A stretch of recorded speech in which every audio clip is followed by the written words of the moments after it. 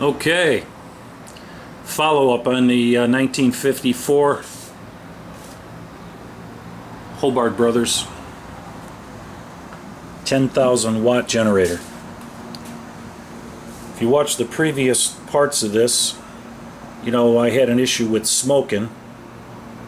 Turns out that was nothing. That was either the previous owner who had put oil down the cylinders to keep them from rusting and getting seized up, and or me, because I put down a teaspoonful into each cylinder. That worked its way out no problem. And we had a little bit of a problem with bogging out. Well, the reason it was bogging out was because the only thing I've got feeding this thing is a gravity tank. The fuel pump, the mechanical fuel pump, is right there. That's not hooked up at this point. I gotta get a rebuild kit for it and pipe it in. There was a three-way switch that allowed you to suck fuel, as you can see by this chart. You could either take fuel from an auxiliary tank on the ground, or you can work the three-way valve and it'll take it from the gasoline tank. The gasoline tank was located right in here. But as you can see, the gasoline tank is history.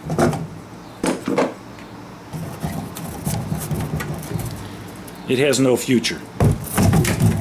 So I rigged up an auxiliary tank feeding gravity down through here, through a fuel filter, and back up through this 6-volt positive ground fuel pump. And it's a flow through on that fuel pump, so you can just run it by gravity. I didn't think you would need it. Well, it turns out just feeding it via gravity starves the float bowl immediately. So as soon as I started using the 6-volt, here's the toggle switch for it, and as soon as I use the auxiliary 6-volt, which is the way the previous owner actually had it, I have absolutely no problem with fuel starvation, and it's running fine. So that problem's taken care of. There was a rattle. The rattle turns out to be nothing more than a loose exhaust clamp over here, back up in the corner there, you can see it. And I'll get a couple of new clamps and put them on there. No big deal. So we're ready for the next phase. The next phase, now that we know it runs good, and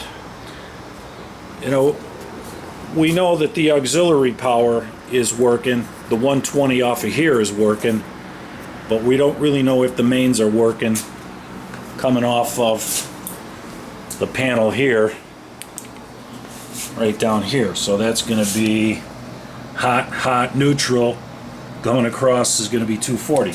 So I got to get a load bank, or I got to get a 240 volt heater, some kind, to put a load on this thing and put the air cleaner back on, so forth, and really burn it in. I think I'm going to came with one, let's see, did it come with one? Yeah, it came with one original cork gasket for the valve cover. I think I'm going to adjust the valves. I'll run it again tomorrow, warm it up, and adjust the valves warm, just for fun. No leaks in the fuel, no leaks in the system whatsoever. It's almost unbelievable that this water pump isn't leaking. I mean, it's just almost unbelievable. I'm seeing a very slight seepage right there. I think you could probably see it right there. But that is absolutely no big deal right now. So we're doing good on that. That's awesome. That fuel pump, I'm trying to find it, would be brutal. Okay, so we're bringing this thing back slowly. We're going to try to get a load on it and go from there. So stay tuned for part, whatever part it is, 3 or 4 or 5. Thanks for watching.